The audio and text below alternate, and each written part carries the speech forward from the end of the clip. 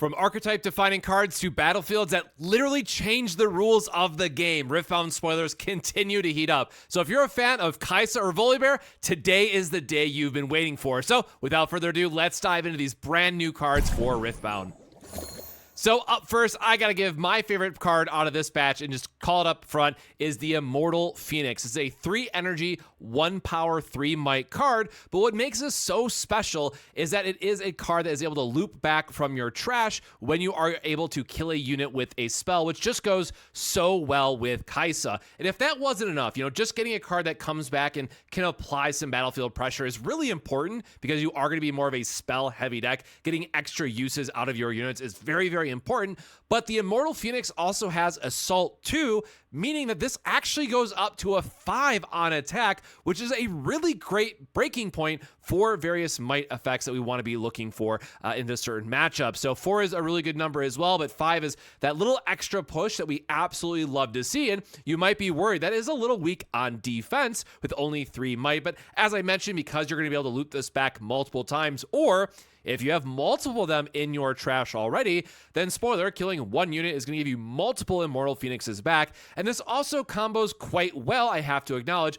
with Get Excited. So this may even find a home in Jinx's deck because they are also able to use Fury cards. But for what we've been waiting for and wanting to see with the Kai'Sa deck and really seeing more of that spell payoff, Immortal Phoenix is absolutely the key piece that we've been waiting for. And again, 5 might and having multiple of these be able to push a battlefield. So if you have 2 of them, that's 10 might, and then just killing another small unit to get both of them back is going to be insane power swings that you need for Kai'Sa to push. So if you're actually very excited for Kai'Sa, we will have a versus video out either tomorrow or the next day at the time that this goes live. And we are actually playing the Casino Kai'Sa deck with a friend, and he gets to do some cool stuff with promising future. So Spellslingers, the good news is your wait is over. We have some very real cards for Kai'Sa. And if getting a unit wasn't a big enough deal, we also got a spell to go with it, right? It's very important that we get key spells that we want to be using.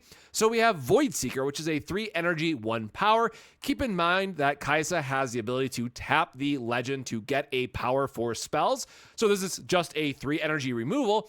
It is an action, so it means you can play it during showdowns, which is also important because if your opponent moves like multiple things to a battlefield to try to go wide and conquer them, a 4 damage spell is really going to break up their strategy, and then you're also drawing a card off of this.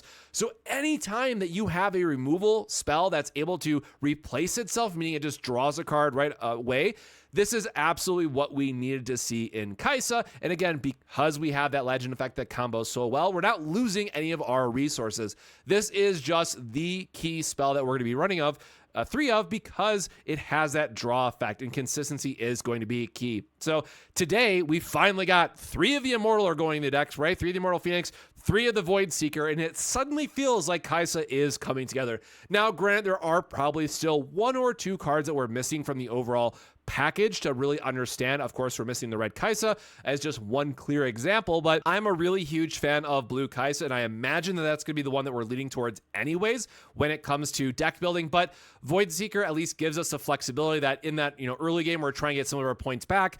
When we're able to use the blue Kai'Sa to play it for free, then we're just drawing extra cards on top of that while able to remove something, right? This is a very nice early removal spell that we wanted to see, both for the sake of early cost and it draws a card itself, but then also because we do take a little bit longer to ramp up to get the conquer points to make blue Kai'Sa actually do something, right?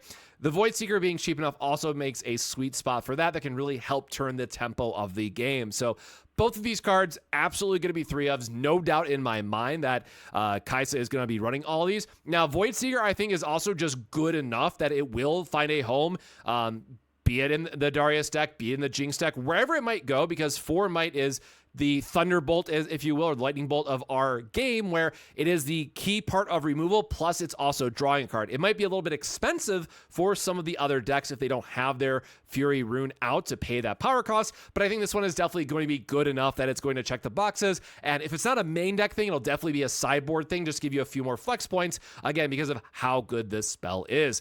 Now, maybe you are not a spellslinger or you're not a ramp enjoyer, which we'll talk about a little bit later, but if you are someone who loves tokens or just loves filtering through your deck, then Gemcraft Seer is insane, and there's no two ways about this one. So yes, it is going to be a little bit limited in what types of decks it can go into, but it is a 3 energy, 1 power, 3 might unit that has vision, which is a new keyword. We have seen this in the rules already, but when you play me, look at the top card of your main deck. You may recycle it, and recycle means go to the bottom. So this is effectively our version of Scry, to use the Magic the Gathering equivalent, but what's really important here is that other friendly units have vision. And it has been confirmed by the devs in the Discord that anytime you are playing a token to your battlefield or to your base, right, you are going to get this effect as well. So immediately, this is something that combos very well with Victor, that now you're getting those recruits and also filtering your deck every single turn. And when we think about key pieces of consistency that can help us engage in our removal plan that we need, or if we're trying to turn the corner and find our late game threats, or maybe it's oops, all big units on top, we just need to cycle through to something more playable, right? This combo sets you up quite well for that. Now, again, keeping in mind that I think Victor is clearly the winner in this regard, but I don't think it's going to make the cut enough in, say, a Teemo deck, which is going to be a bit more hidden and spell focused. Now, there are some cool things you can do with purple Teemo if you just want to loop it back and pop it back to your hand, right? There are ways to utilize it in those other blue decks, but I think for the one that is going to by and far get the most value out of this and just plays the best with it is, of course, going to be the Victor token strategy. And as this very early format, I should say, continues to evolve, and as we're seeing more and more of these Victor token strategies come online, we talk about those big late game bombs of spells that we want to play, like Grand Stratagem. So the Herald effect here with Victor and being able to get a token every single turn is just increasing the likelihood that you are going to see that effect. So be it either a more control focused Victor deck that just wants to play all the various edict or call effects to even out your opponent's board and then just grind them down with tokens, or if you're just all in on the sacrifice and say,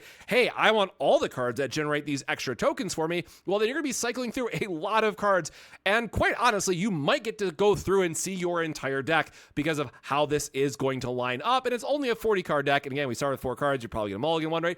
You can probably dig through it if you are getting all the various token effects. So again, this one, I think for if we see a more controller all-in tokens variant of Victor, which again, it has probably the most cards revealed for it, so I'm not surprised that people are playing it. I think this card is going to be an absolute slam dunk, but it does lack a little bit in some of the other blue decks, at least for given the current spoilers. So this is one I'm very, very curious to see where it ends up, because I do know, coming from my own experience with Magic, is that this scry or vision effect is very, very strong. Now, if you're a ramp player, you've been waiting. We have been long time waiting now for Volibear to get some good stuff, right? And we got Sky Splitter, which is an 8 energy, which seems like a lot, 1 power, but this spell's energy cost is reduced by the highest might among units you control, and it deals 5 to a unit at a battlefield. So there's a couple different criteria built into this card, right? So it does have action, so it is something that we can use during the showdown. It deals 5 damage to a unit, but it has to be at a battlefield. But then on the good side of this, you do have to be mindful of what is your highest might unit that you have. Now, to be fair, Volibear does have a bunch of high might cards, so this will be a very cheap removal for you to use as you are playing this deck. However, there are going to be turns, or there are going to be games where you're trying to line up your early game and you're just getting swarmed, or they have some very good like 4 and 5 might units that are going just wide up, just building up, that it might be a little too slow if you don't curve out perfectly. So I think this is going to be a very good card. Obviously, and the flavor text doesn't give it away. I don't know what else would, but this is a card that absolutely has to be all in focused on the ramp strategy to make sure you are getting out those high might units as quickly as possible. But again, 5 might is an insane number to hit and really great at controlling the early board presence. So if we do see Volibear and the rest of their deck round out, I think this could be an absolute slam dunk for something that you're going to want to be playing 3 copies of, just because it is so strong for the various type of removal. As I mentioned, we had the Kaisa card earlier on that we could also play, which deals 4, but it's more likely to be consistent. We have other ways to, with Volibear's effect to get our runes back as we're playing some of those higher cards. So we have a little bit of our rune endurance, as I'll call it, so we're making sure we're getting runes every turn. We have ramp anyways. There's a lot of things that we can be doing here or can be exploring. So I'm curious to see where this one lines up. But, the draw just might do it if you give up the 1 might. So that's where it becomes a little more interesting, right? Do we care about the 1 point of damage, or do we really want to see more of the draw style so we can get through our deck and try to find those late game bombs? We definitely have to wait and see. But I think from Volibear, in terms of a flavor standpoint and what type of removal we're ultimately looking for, I think Sky Splitter does a great job. Now, speaking of late game threats and just awesome cards, Anivia, I love this one. 7 energy, 2 power, so 2 runes have to go back when you play it if you don't have your sigils. It has 8 might, which, as we just talked about that Sky Splitter card, suddenly we don't have to worry about any costs. But when I attack, deal 3 to all enemy units here. Now, this is obviously insane if you stack 2 of these together, but just as an individual card, right? If you are thinking about more of those swarm or go wide strategies, or especially against a lot of even like Jinx, who has a lot of cards that are in that 2 to 3 might range, but then have the ability to increase their power on attack, right? The assault keyword, or they're playing battle tricks to boost up their power. Suddenly, Anivia just comes down and says, oh, I'm sorry, goodbye to your battlefield, right? And clear the way. This is also just really great to combo with some of the other cards that we've already seen for Volibear, where you can swing through with Anivia. It's going to deal 3 damage to everything. Then you can come back with the Volibear and do the rest of the damage, or you just have the signature spell. There's a lot of damage instances that you can really stack up with this that we'll have to wait and see where it lands. But the important part about this is that we're finally getting to a spot where we have enough of these big units that we want to be playing, but they also fill a very special role of catching you back up in the game. There has been some cards with Volibear that's really nice if you can survive and it has a much higher cost. It's a turn slower, right? That say, okay, finally I got there. Finally I can go across, deal 5 damage, and then I probably just died of something, right? Anivia at least comes down earlier. It has 8 might, so even just on its base value of the might power that it has, is going to clear the way. But then also 3 damage is just such a good number to hit. I'm very, very excited to see where this one lands. Of course, in Legends of Runeterra, this was also one of my favorite cards very early on because it just never died. So, I wish it had a little bit more of the revival mechanic built in. Maybe there's a set deck somewhere lurking with this card. I mean, on 9 might, you can't kill Anivia that also burns 3 damage every turn. It might be time for a mobilize. I'm not all in committing yet on mobilize game plan, right? But I do like the idea of keeping Anivia around and just getting in some extra chip damage. So very excited to see where this card goes. And again, just one-on-one that speaks dear to my heart for Legends of Runeterra days. So very much fingers crossed. So we'll see where this one ends up. Now, the one that I think was really exciting, and to round out some of our Volibear, but also just late game decks in general, right? We finally got a new battlefield with Aspirant's Climb, increase the points needed to win the game by 1. This means that late game decks that are, going to take a little bit longer, but eventually will grind out your opponent to a halt and just have massive bodies that your opponent can't get through. The Climb allows us to buy that 1 extra turn we might need to be able to turn the corner. So every single late game strategy, be it Volibear, be it the Kaisa, like late game combo decks, be it the Victor, if you build it for a strictly like black-white control style of deck, to use another Magic term, like this is automatically a slam dunk. It is one of your 3 battlefields and you're not even gonna think about it, right? This buys you that extra turn or 2 that you really need to stabilize. And basically, if this was equivalent to another card game, like if it was a versus system, right? This basically would just say, increase your max health, right? That is effectively what this is going to do for you, while also just making sure that you're getting the extra turn of either runes, drawing extra removal, what have you. So love this card. It also has Chip on it, like shout out Chip. You can see him right here on the left-hand side. So very excited to see where this goes. Again, huge day of spoilers for Ramp and Kaisa players in particular that we ate so good, and I am very much excited to go sleeve up these decks. I have to print out some new cards, of course, but automatically going to be something that I am looking forward to printing out this weekend. Now, moving on from there, we actually got another new battlefield, which, I just noticed today, and maybe I'm a little bit slow on this, but based on the card database, it looks like we're going to have 24 different battlefields, which seems insane. I don't know if I just missed that somewhere, but 24 Battlefield seems insane. I think this is number 12 now, if I remember correctly. So we're halfway there, and battlefields matter a lot in this game. But what's interesting is the back alley bar. When a unit moves from here, give it +1 might this turn. This is the Yasuo battlefield, right? You can do some things with like ganking out of the orange, but if we think about the legend that cares the most about getting the extra mobility or has cards in it that have ganking that can move with it, right? Yasuo is the go-to. He's the GOAT of this. So this is one that if you're a Yasuo player who just wanted to get a little bit more love out of his special mobility, then great. This is the battlefield for you. Now, again, some cards in Set could use it. Some cards in Misfortune can absolutely use it as well. But if we think about the legend that really just needed the little extra boost out of this, it's definitely, in my opinion, going to be Yasuo, who is getting to use this battlefield, and excited to see it in their rotation. So pretty straightforward. Not much needs to be said about this battlefield overall. But another card that I just love the artwork for, and I think it's really nice to see more of these very legend focused, or legend archetype focused, I should say. Like the mobility, right, comes against multiple legends, to be fair, but this is one again that I think from Yasuo finally getting a little bit of his own spotlight. Now, if you hate gears, if you hate seeing all the various seals, well, do I have good news for you? For 1 energy, we have a spell with acceptable losses. And as an action, each player kills one of their gear. Now, important to note here is that if you, my opponent, play something first, I can just go acceptable losses, goodbye to your gear, and then I will play my own. However, this does also bring us to a very awkward situation that we most often find in trading card games.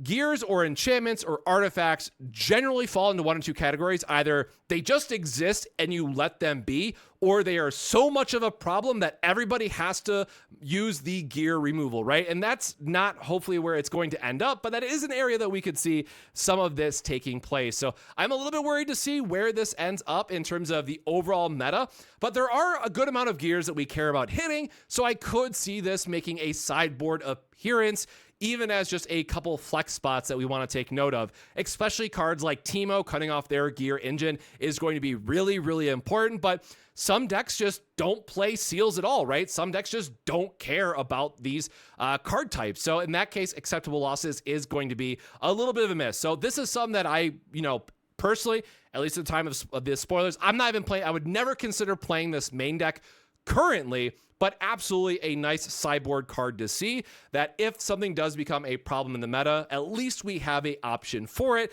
even if it is tied to just chaos or purple at this time.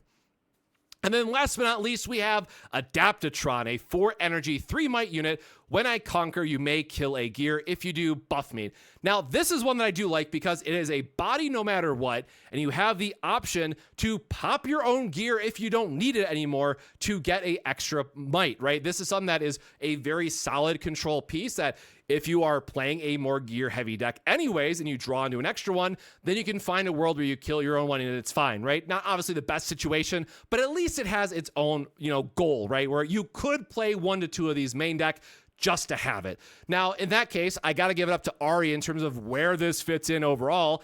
It's just a generic, good, calm card. So wherever the meta can line up for it, sure, it's going to be making a spot there, but it's honestly too early to really know about these last 2 cards and where on earth they're going to go. So look forward to a future video. That's the best I can tell you right now. But I think at least, again, for the flexibility, it's nice that you can pop your own gear if you need to. But this is also just something you don't absolutely hate having to play main deck, because it's still a unit, unlike the spell that we just talked about that in some cases is just going to rot in your hand and you can't do anything with it, unfortunately. So this one is a bit of wait and see, unfortunately, and we'll go from there, right? So that rounds up our spoilers for today. Definitely let me know in the comments below, what is your favorite card from today? Are you a Kai'Sa enjoyer who finally got those last few missing pieces that you were looking for? Or are you a ramp player who is so excited that we finally got, well, a ton of late game support?